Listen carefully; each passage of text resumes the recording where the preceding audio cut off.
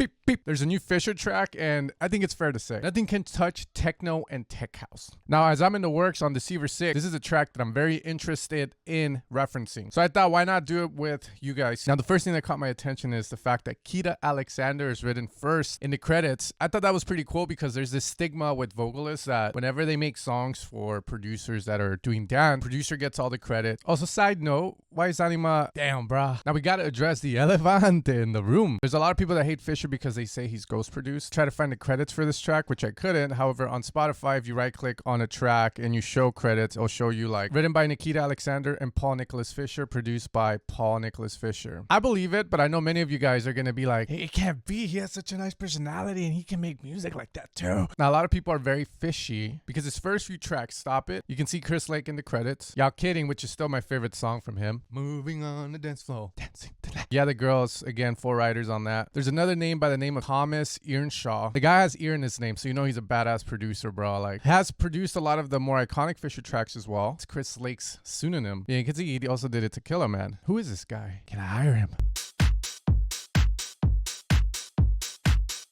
So it looks like we're going with a 16-bar intro. And the interesting thing is, personally, me, I teach my students to always do this to the intro of their songs, which is, you know, remove some of the low ends. You can bring in the kick, etc. And now you have like a little moment you create in the intro. However, they said, we're Fisher. F it. We got the bass being introduced. Now those pads are fishy. We just got off reacting to the Chris Lake track, which you can check the video out. I'll make sure to put it at the end of this video. And in that one, he goes with like these very interesting chords in the track Begging. Now, if you're a music producer, you know that a lot of the times you will get influenced by the stuff you hear or like. And usually those 2-3 months, it's like you're producing almost the same song, but various different variations. I'm not saying Chris Lake has anything to do with this track, but what I'm saying is the inspirations are very similar. The chords are definitely not your common triads. So as we go up in the build-up, you know, we have a vocal. As a producer, you have to keep it interesting. So you have various different tools to do that. For this vocal, it looks like they do like a repeat and they pitch down the main vocal. I could grab this. Quams. And then pitch up or down. So we could do -12 in Ableton. Go Complex Pro. Sex, drugs, and filthy crimes. Learn from these things. You hear the song. They do that. You might decide to do something else. But later on, after the song's been out for like a few months, you can always come back to the note and say, oh, I could do something cool like that in my own song. Create some form of stutter effect. Now, the chords being played are also very interesting.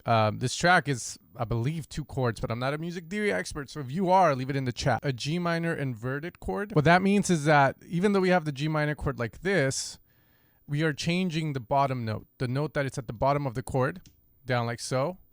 And then we're removing the A sharp. So we end up with this. This gives a lot of tension. It sounds kind of like, ooh. And from there, we're going to a normal normie chord, which is the D sharp to the G to the A sharp, which would be the 3rd chord in a C minor. I think the music theory experts call it a E flat. I'll call it a D sharp. But there's a lot of tension in this break, in this build, with just 2 notes, 2 chords, which is very similar to the West End track. So as we're in this break, we got these chords playing and the pads are just opening up. Like, and this build-up, there's like a swell going on. Now, as this is happening, there's a synth that if you're in a high fidelity system, you're gonna hear. If you're not, all you're gonna hear is the vocal chops on the drop and you're gonna go wild. Very short. Sounds like there's like a little bit of a square in there as well.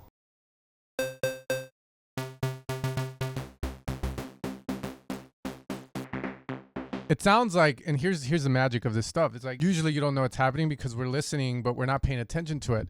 But the other thing too is that there's this noise that is rising with that lead. And at the same time, I made a video about Boris Brejcha production techniques, which you should also check out because I talk about this.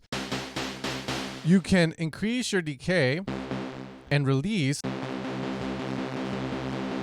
to climax this sound. You climax it, you know, you're like, no. The idea is that as this starts going open, it sort of has this effect because as soon as the drop happens, it's like, shut up and let's dance. Shut the f up.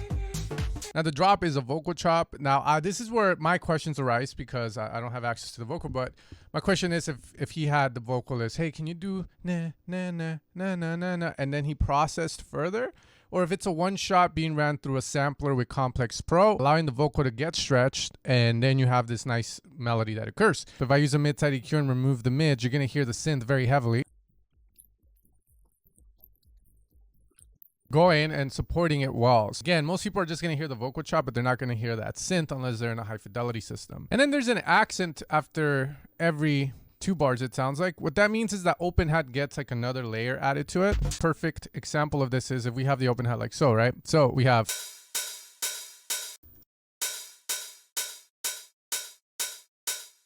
You notice how it makes you want to like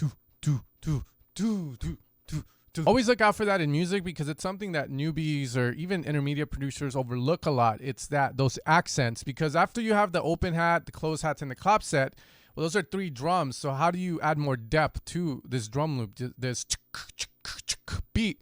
Well, you can accent.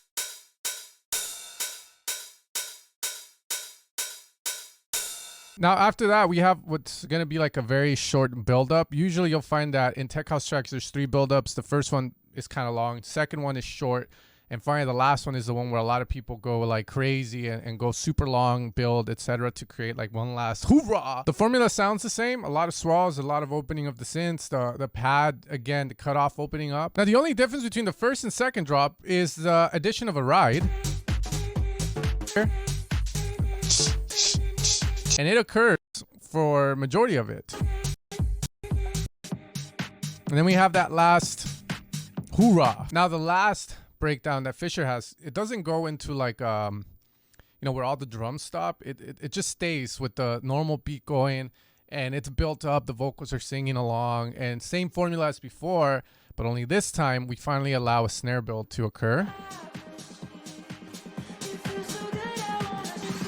What I like about this song is there's not a lot of white noise in it. That's something like, you know, I do that I can improve on, is the utilization of too much white noise. Overall, it's a sick track, and the only last thing to talk about is the swells that he does. So I'm currently working on this song, which has this really dope vocal. But if we were to do what we would call a washout, usually you can have it on multiple different things like your drums, your bass, your synth loops, your vocals. I'm gonna do it on the master just to speed things up. But usually you're gonna have your reverb coming up. At the same time, you're going to have a cut, which you can add a bit of a resonance boost.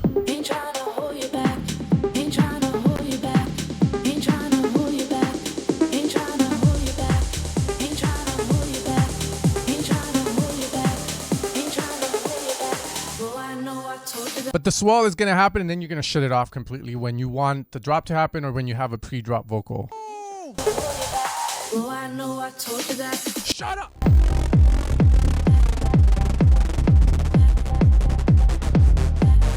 I know I told you that.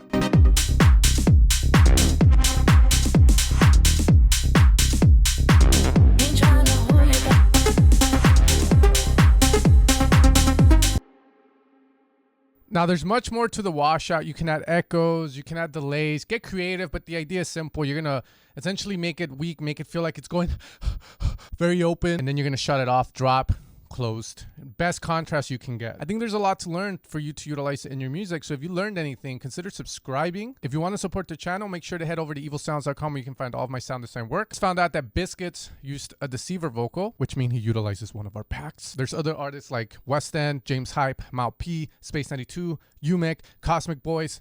I'm all over the place, bro. Tech house and techno. Now, if you guys want to continue with your knowledge, consider checking this track out where I dissect a Chris Lake track, Begging, which we talked about in the beginning of the video. I talk about the art base that he utilizes, how he keeps the track interesting, and just really cool stuff like this video. With that being said, happy producing.